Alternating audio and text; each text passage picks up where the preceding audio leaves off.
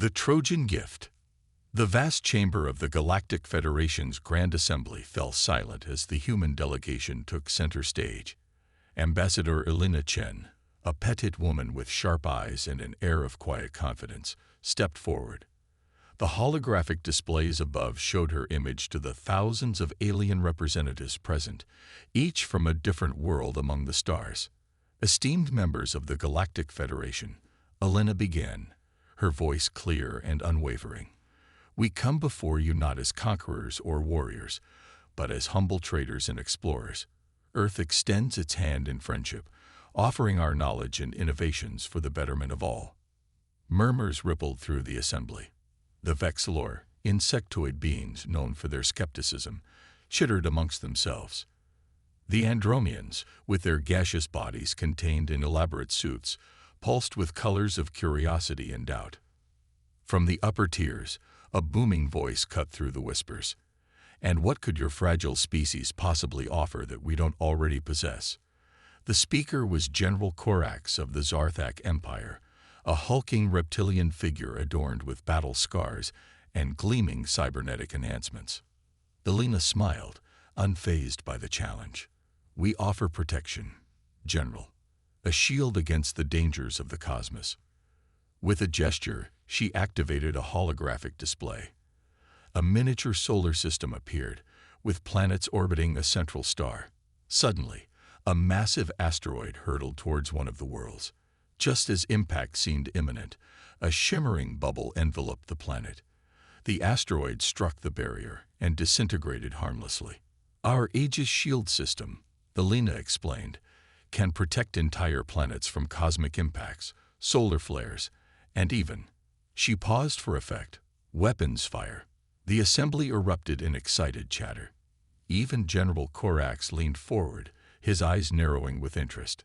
The Galactic President, a being of pure energy contained within a hovering orb, glowed brightly. This is indeed an impressive technology, Ambassador Chen. But surely such a system must come at a great cost. Elena's smile widened. That's the beauty of it, Mr. President. We offer this technology freely to all members of the Federation. Consider it Earth's contribution to galactic peace and security. The chamber exploded with a cacophony of voices. Some cried out in joy, others in disbelief. The Zarthak delegation huddled together, whispering furiously. As the initial shock subsided, questions poured in from all corners of the assembly. Elena fielded them with grace and patience, explaining the basics of the technology without delving too deep into its inner workings. The Aegis shield draws its power from the gravitational forces of the planet it protects, she elaborated. It's self-sustaining and requires minimal maintenance. Our engineers can adapt the system to work with any world's unique conditions. Hours passed as the assembly debated the implications of this gift. The Vexillor raised concerns about potential hidden agendas. The Andromeans questioned the long-term effects on planetary ecosystems. Through it all, Elena and her team provided reassurances and detailed simulations demonstrating the shield's safety and efficacy. As the session neared its end, General Corax approached the human delegation. His massive form towered over Elena, but she met his gaze without flinching. Impressive technology for a species so unimpressive, Corax rumbled. One might wonder why you'd give away such an advantage. Elena's expression remained neutral. We believe in mutually assured protection, General. A galaxy where all worlds are safe is a galaxy where trade and cultural exchange can flourish. Corax snorted, a sound like grinding boulders. Pretty words. We'll see how long this altruism of yours lasts. He turned and stomped away, his cybernetic tail leaving scratch marks on the polished floor. As the assembly adjourned, Elena and her team were swarmed by representatives eager to discuss implementation of the Aegis shield. Among them was Dr. Zixel, a renowned Andromean scientist. Ambassador, Zixel's translator conveyed, his gaseous form swirling with patterns of fascination. I'm intrigued by the gravitational power source. Might I inquire about the specifics of the energy conversion process? Elena nodded respectfully. Of course, Doctor. While we can't divulge all the details, I can arrange for you to speak with our chief engineer. I'm sure you'll find the conversation illuminating." As the crowd dispersed, Alina found a quiet moment with her second-in-command, Major David Cho.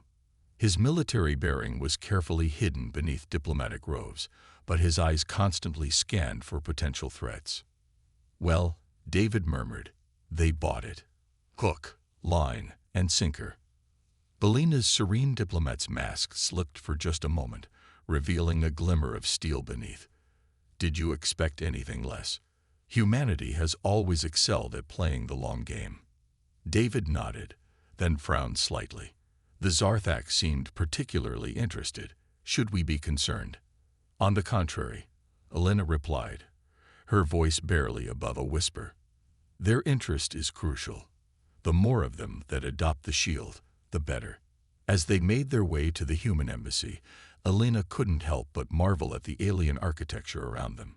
The capital world of the Galactic Federation was a testament to the incredible diversity of life in the universe. Gravity-defying spires reached into the pink sky, while streams of vehicles flowed through the air like schools of fish. In her private office, Alina activated a secure communication channel.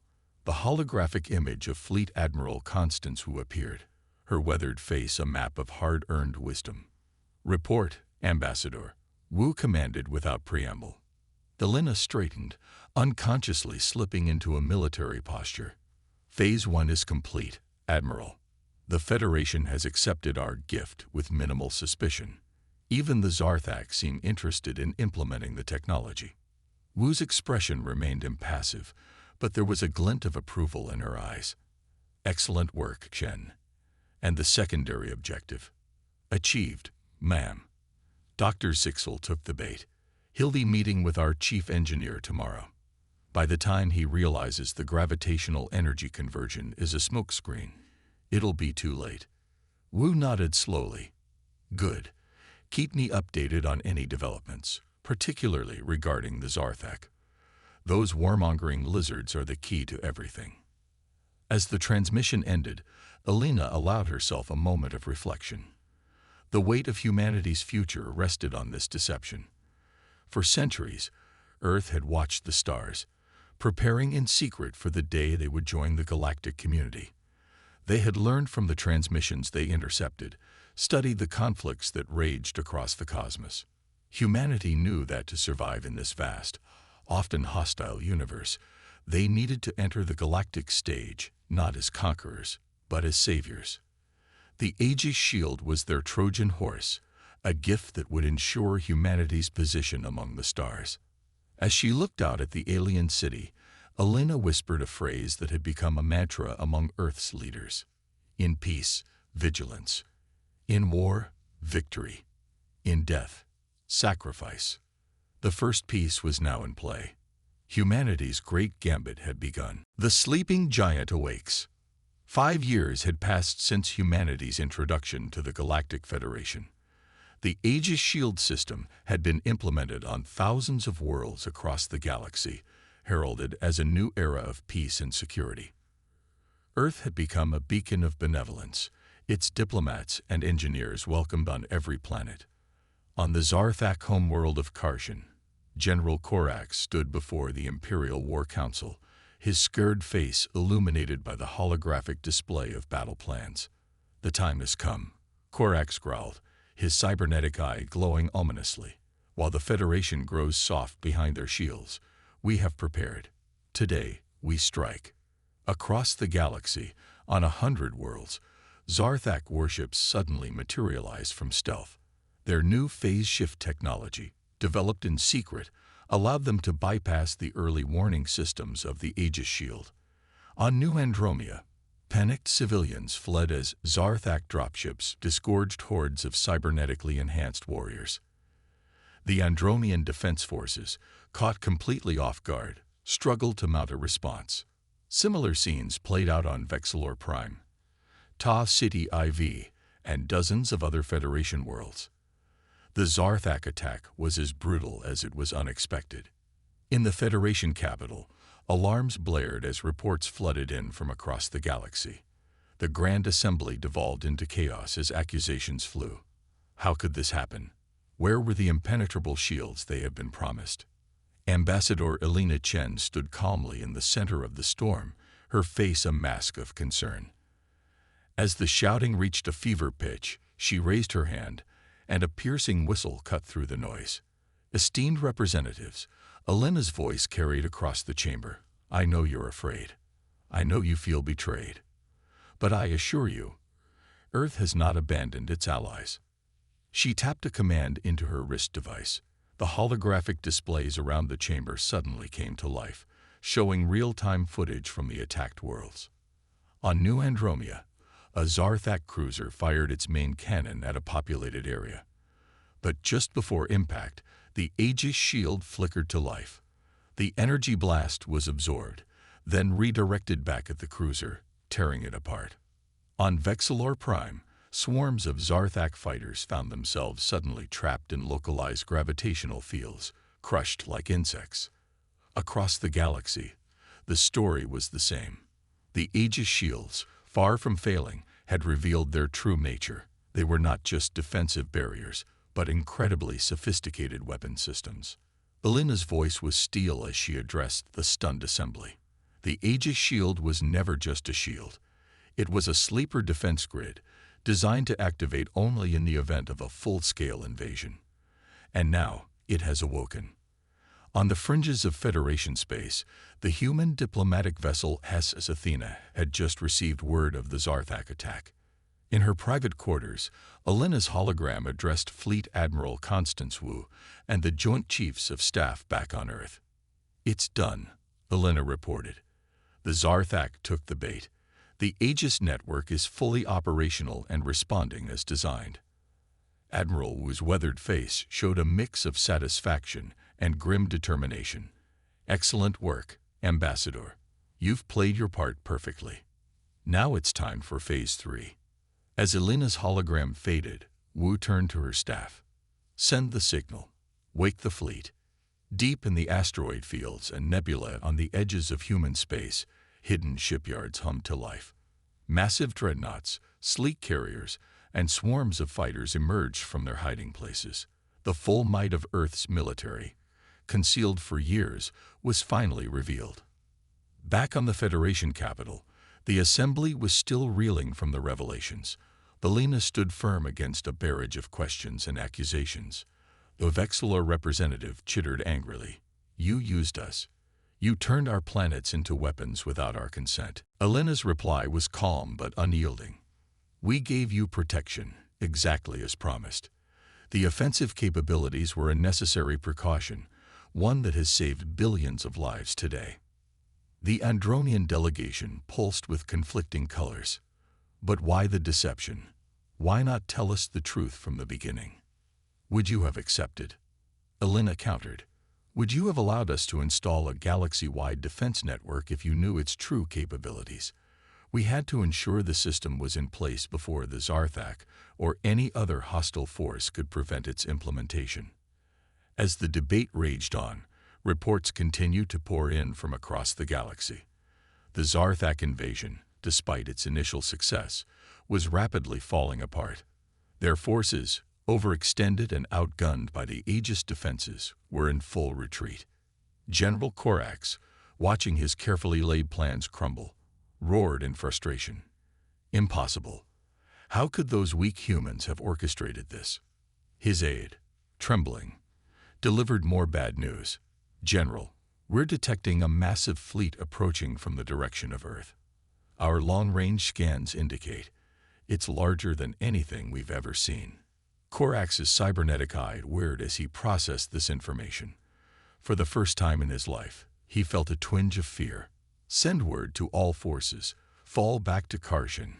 We must protect the homeworld at all costs. As the Zarthak fleet retreated, the human armada arrived at the edges of Federation space. Admiral Wu stood on the bridge of the super dreadnought HSS Leonidas, surveying the holographic map of the galaxy. All ships, report in, she commanded. One by one, the captains of Earth's hidden fleet sounded off. Hundreds of ships, representing the pinnacle of human military technology, awaited her orders. Wu's voice was solemn as she addressed the fleet. For centuries, humanity prepared for this moment. We watched the stars, learned from the conflicts that raged across the cosmos. We knew that to survive, we had to enter the galactic stage, not as conquerors, but as protectors. She paused, her gaze sweeping across her bridge crew. Today, we reveal our true strength, not for domination, but for the defense of all sentient life against those who would subjugate others. The Zarthak threat ends now. Across the fleet, human crews stood at attention, the weight of history on their shoulders. They were the guardians their galaxy never knew it needed, stepping out of the shadows to face humanity's first true interstellar war. As the fleet prepared to make its first faster-than-light jump, Admiral Wu had one final message for her forces. Remember your training. Remember why we fight. And remember the words that have guided us for generations. In peace, vigilance. In war, victory. In death, sacrifice. For Earth and for all free peoples of the galaxy, attack. The human fleet vanished in a burst of light, racing to engage the retreating Zarthak forces. The sleeping giant had finally awoken, and the galaxy would never be the same. Minds of war. As news of the human fleet's arrival spread across the galaxy, the initial shock and awe gave way to a frantic scramble for understanding. The various races of the Galactic Federation, once content in their assumptions about humanity's capabilities, now delved deep into Earth's history, desperate to comprehend the species that had so thoroughly upended the balance of power. Dr. Zixel, the Andromean scientist who had first expressed interest in the Aegis Shield's technology, found himself leading a task force dedicated to unraveling the mysteries of human warfare. His gaseous form swirled with patterns of intense concentration as he addressed a diverse group of alien scholars and military strategists. Our initial findings are disturbing, Zixel's translator conveyed. Earth's history is rife with conflict. These humans have been honing the art of war for millennia. Holographic displays flickered to life, showing scenes from humanity's past. Ancient battles with primitive weapons, world wars with mechanized destruction, and finally, the silent preparation for interstellar conflict. A Vexlor analyst chittered nervously. How could we have missed this? Their propaganda about being peaceful explorers was masterful. Zixel's form pulsed with a color indicating grim amusement. That, colleagues, is just the beginning of human deception in warfare. Meanwhile, on the front lines, the combined forces of humanity and the Galactic Federation pushed the Zarthak back on multiple fronts. But it wasn't just superior firepower that gave them the edge. Earth's military leaders introduced tactics that left their allies in awe and their enemies in disarray. Admiral Wu, coordinating the assault from the HSS Leonidas, unveiled the true power of human strategic thinking. Holographic war rooms across the fleet came alive with complex battle plans, showcasing centuries of military doctrine distilled into devastatingly effective maneuvers. Theta Squad, execute Operation Trojan Horse, Wu commanded. A small group of ships broke from the main fleet, appearing to flee from a Zarthak battle group. As the enemy gave chase, they found themselves led into a carefully prepared ambush, surrounded by Federation forces that seemed to materialize from nowhere. On another front, human forces introduced psychological warfare tactics that left the Zarthak reeling. Expertly crafted misinformation sowed confusion in enemy ranks, while targeted electronic warfare turned the Zarthak's own communication systems against them. General Korax, watching his forces crumble under the human onslaught, roared in frustration. How are they always one step ahead? His aide, visibly shaken, reported, "Sir, we're intercepting transmissions. The humans, they're not just fighting with ships and weapons. They're attacking our minds, our very perception of reality." Back in the Federation capital, Ambassador Elena Chen faced a different kind of battle. As reports of human military prowess flooded in, many Federation members began to view Earth with a mixture of awe and fear. The diplomatic corps worked tirelessly to maintain alliances and assuage concerns. In a closed-door meeting with key Federation leaders, Alina found herself on the defensive. "I understand your concerns," she said, her voice steady despite the palpable tension in the room. "But I assure you, Earth's goal has always been the protection of sentient life across the galaxy." The Vexilor ambassador's mandibles clicked skeptically. "Protection? Your species seems to have an extraordinary talent for destruction. How can we trust that you won't turn these abilities against us once the Zarthak are defeated?" Alina's response was measured but firm. "Our history of conflict has taught us the value of peace. We fight so that others don't have to. The Aegis Shield is proof of our commitment to defense rather than aggression." As the debate raged on, a new complication arose. Reports began to trickle in of a rogue human faction operating independently of Federation oversight. This group, calling themselves the Terran Vanguard, claimed that humanity's alliance with alien races was a mistake. Admiral Wu received the news with a grim expression. "Damn it," she muttered. "I was afraid something like this might happen." She opened a secure channel to Alina. "Ambassador, we have a problem." As Alina was briefed on the situation, she realized the delicate balance they had struck was in jeopardy. The Terran Vanguard's actions threatened not only the war effort, but the very trust they had worked so hard to build. Dr. Zixel's research team intercepted communications from the Terran Vanguard, adding another layer to their analysis of human warfare. "Fascinating," Zixel mused. "Even in the face of an external threat, humans maintain internal conflicts. Their capacity for disagreement seems to be a driving force in their evolution." The Vanguard's first major action sent shockwaves through the Alliance. A Federation supply convoy, critical for the war effort, was hit by a precision strike. As Federation leaders clamored for explanations, Alina and Admiral Wu worked frantically to contain the damage. "We need to shut them down," Wu insisted during an emergency conference. "Every moment they're active undermines everything we've worked for." Alina nodded, her mind racing. "Agreed, but we need to be careful. A heavy-handed response could play into their narrative and drive more humans to their cause." As they debated strategy, reports came in of Zarthak forces regrouping. General Korax, seizing on the confusion caused by the Terran Vanguard, launched a counteroffensive. "Let the humans taste chaos," he growled. "While they bicker amongst themselves, we will strike." The war entered a new phase of complexity. Human and Federation forces found themselves fighting on multiple fronts, against the Zarthak, against the Terran Vanguard, and against the growing mistrust within their own ranks. Dr. Zixel, presenting his latest findings to the Federation Council, summed up the situation. "The humans have introduced a level of warfare we've never encountered. It's not just about ships and weapons anymore. It's about information, perception, and the very nature of reality. They fight with their minds as much as with their technology." As the council murmured in concern, Zixel continued, "But there's more. Our analysis of human history shows a pattern. They are at their most innovative, their most formidable, when faced with existential threats. This war, this challenge to their survival and to ours, may well push them to even greater heights or depths." The implications hung heavy in the air.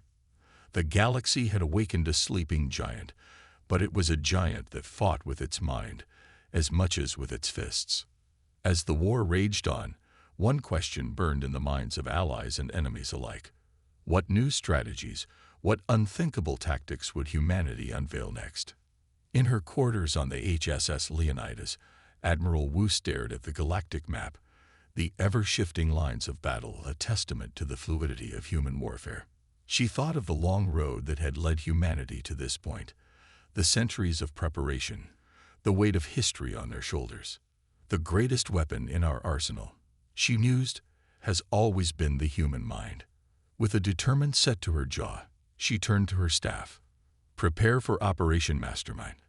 It's time to show the galaxy what humanity can really do."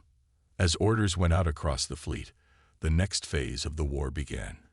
The minds of humanity, honed by millennia of conflict and tempered by the dream of peace, were about to reshape the very nature of galactic warfare. The ultimate gambit. The war had reached a stalemate. Despite the combined might of humanity and the Galactic Federation, the Zarthak proved to be a formidable foe, adapting to human tactics with unsettling speed. The Terran vanguard continued to be a thorn in the side of the Alliance, striking at crucial moments to destabilize operations. As casualties mounted and resources dwindled, it became clear that a new approach was needed. In the war room of the HSS Leonidas, Admiral Constance Wu stood before a gathering of the highest-ranking human and alien military leaders. Her face, etched with the strain of prolonged conflict, bore a look of grim determination. "Ladies, gentlemen, and honored allies," Wu began, her voice carrying the weight of countless battles. "I won't sugarcoat this. We're at a crossroads. If we continue on our current path, this war could drag on for decades, perhaps centuries. The cost in lives and resources would be unimaginable." Holographic displays flickered to life, showing projections of various scenarios. None looked promising. "That's why," Wu continued, "we're proposing something unprecedented. A plan so audacious, so potentially catastrophic if it fails, that I wouldn't even consider it if we had any other choice." She paused, her gaze sweeping the room. "We're calling it Operation Phoenix." As Wu laid out the details of the plan, a mix of shock, disbelief, and grudging admiration rippled through the assembled leaders. The Andromean representative's gaseous form swirled in patterns of agitation. "This is madness. The risks are too great." "With all due respect," Wu countered, "the greatest risk is doing nothing. This plan gives us a chance to end the war in one decisive stroke." Ambassador Elena Chen, who had been silently observing, stepped forward. "I understand your concerns, but consider this. Throughout history, humanity's greatest achievements have come when we've dared to attempt the impossible." After hours of heated debate, a consensus was reached. Operation Phoenix would proceed. The plan was multifaceted and required precise coordination.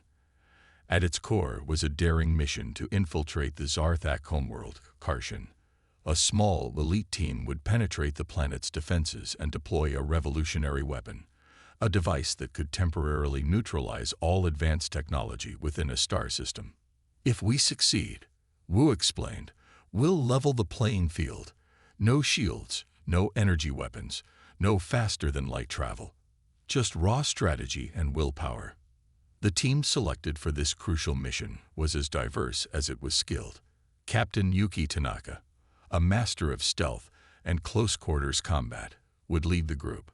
Dr. Zoran Mosu, a brilliant physicist responsible for developing the neutralizer device, would handle the technical aspects.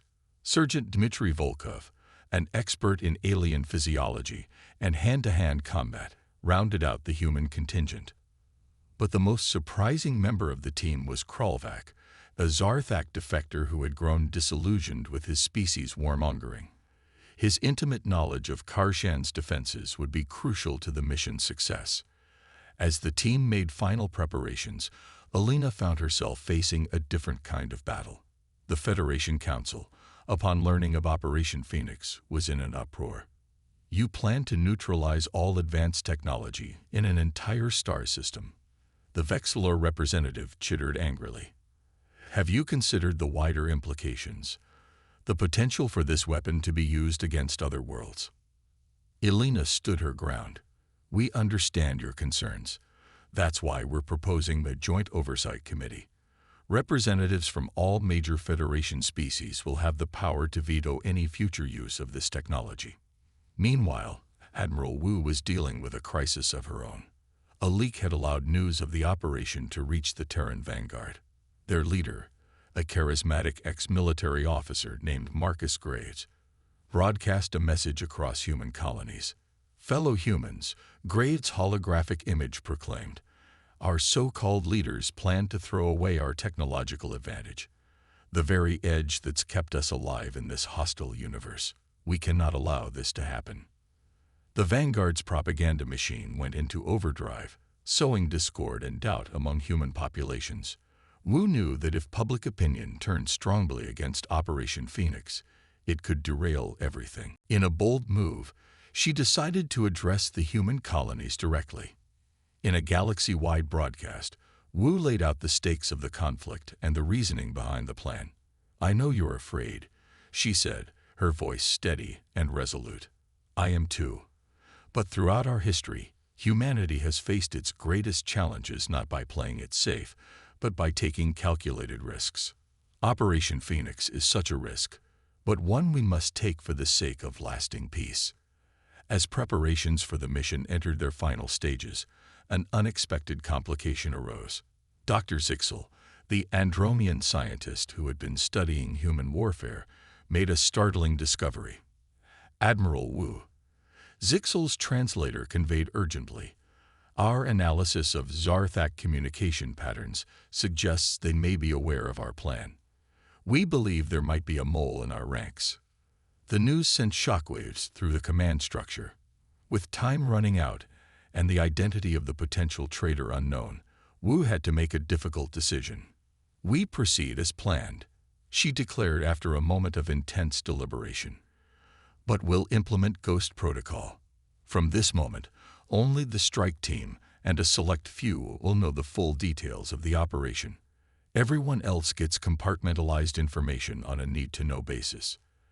As the day of the mission dawned, tension across the galaxy reached a fever pitch. The strike team boarded their specially modified stealth ship, the Shadow Dancer. Captain Tanaka addressed her team one final time before departure. "What we're about to attempt has never been done before," she said, her voice calm but intense.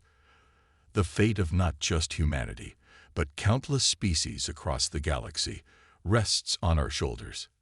But remember this: impossible odds are what humans do best." With a final salute to Admiral Wu, the Shadow Dancer slipped away from the Leonidas, cloaking itself as it set course for Zarthak space. Back on the Federation capital, Elena Chen stood before the council, making one last appeal. "I know we've asked for a lot of trust," she said, her voice carrying the weight of countless diplomatic battles. "But I ask you now to have faith. Faith in the human spirit, in our shared desire for peace, and in the strength of our alliance." As the Shadow Dancer approached Karshan, evading patrols and slipping through defense grids, the galaxy held its breath. The success or failure of this mission would reshape the course of the war and potentially alter the balance of power for generations to come. On the bridge of the Leonidas, Admiral Wu watched the mission clock tick down.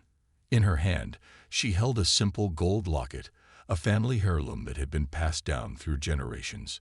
Inside was inscribed a quote that had guided her throughout her career. "The ultimate measure of a person is not where they stand in moments of comfort and convenience, but where they stand at times of challenge and controversy." With a silent prayer to whatever forces might be listening, Wu closed the locket and turned her attention to the holographic displays. Operation Phoenix had begun. The ultimate gambit was in play, and the fate of the galaxy hung in the balance. As the Shadow Dancer made its final approach to Karshan's surface, Captain Tanaka's voice crackled over the comm. "This is Shadow Team. We're going in dark. See you on the other side." The transmission cut off, leaving only static and the weight of anticipation. The next few hours would determine the course of galactic history. Humanity's greatest gambit was underway, and there was no turning back. Rewriting the stars. The galaxy held its breath as Operation Phoenix unfolded. On Karshan, the Zarthak homeworld, Captain Yuki Tanaka and her strike team moved through the shadows of the sprawling capital city. Their objective, the planetary defense hub, where they would deploy Dr. Mosu's neutralizer device. "Contact, 3 o'clock, Sergeant Volkov whispered, his augmented vision picking up a Zarthak patrol. Krulvak, the Zarthak defector, tensed beside him. "They're not supposed to be here. Security has been increased." Captain Tanaka's mind raced, years of training kicking in. Change of plans. "Zara, Dmitri, continue to the objective. Krulvak, and I will create a diversion." As the team split up, chaos erupted across the galaxy. The Terran Vanguard, led by Marcus Graves, launched a series of coordinated strikes against Federation outposts. Their message was clear: humanity should stand alone. On the HSS Leonidas, Admiral Wu received the alarming reports. "Damn it, Graves," she muttered, before turning to her command staff. "Initiate Protocol Omega. I want every available ship moving to counter the Vanguard's attacks." But as Federation and loyal human forces scrambled to respond, a new threat emerged. General Corax, having anticipated some form of human treachery, unleashed the Zarthak's secret weapon, a massive battle station that had been hiding in the heart of a gas giant.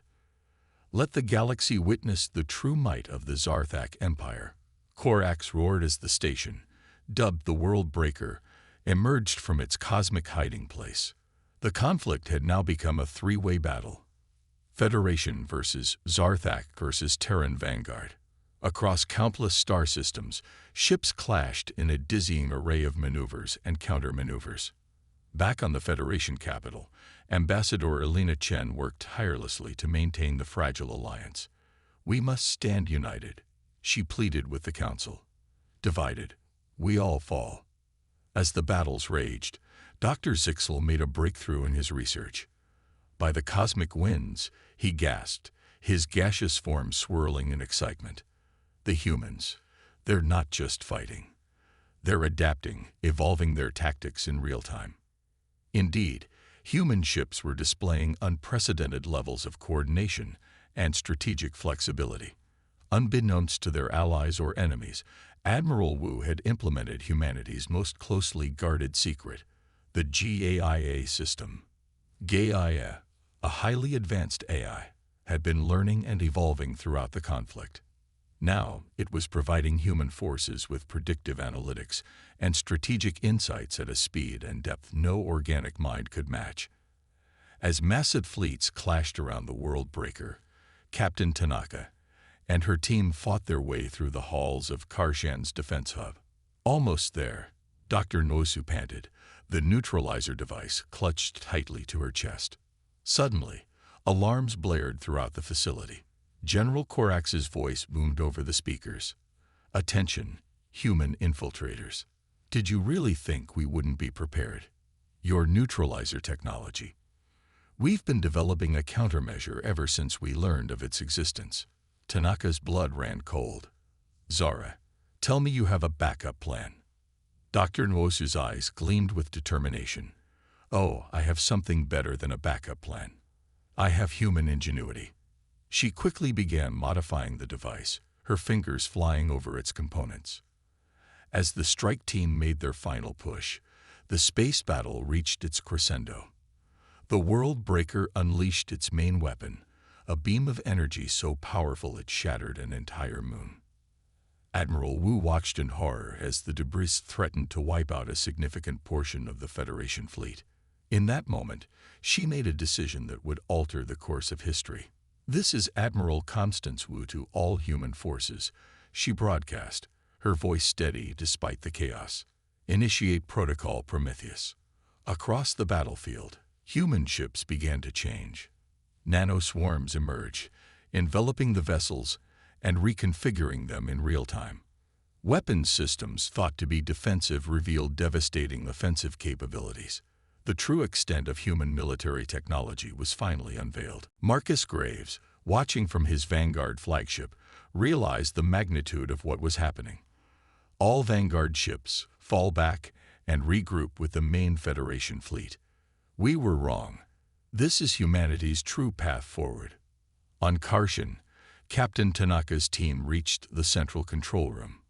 Dr. Nwosu rushed to the main console, her modified neutralizer at the ready. "This might fry every piece of tech in the system, including our own," she warned. "Do it," Tanaka ordered. As Dr. Nwosu activated the device, a blinding light engulfed the planet. The effect rippled outward, washing over the World Breaker and the battling fleets. For a moment, every ship, every weapon, every piece of advanced technology simply stopped. In the sudden silence of space, Admiral Wu's voice crackled over emergency backup systems. Attention all forces. The next few moments will determine the fate of our galaxy. We have a choice to make. We can continue this war, falling back on our most primitive instincts, or we can embrace a new future, one of cooperation and shared progress. As systems slowly came back online, a tense silence fell over the battlefield. General Korax, his mighty world breaker now little more than a floating hulk, faced a moment of truth. In the Federation capital, Alina Chen addressed the council one final time. We've seen the depths of destruction we're capable of, but we've also witnessed the heights of courage, innovation, and cooperation. The choice before us now is simple: mutual annihilation or mutual prosperity. Hours pass as negotiations unfolded across subspace channels. Finally, a joint transmission from human, Federation, and Zarthak leadership broadcast across the galaxy. As of this moment, we declare an end to hostilities. A new era of galactic cooperation begins today. In the days that followed, the true scope of humanity's impact on the galaxy became clear.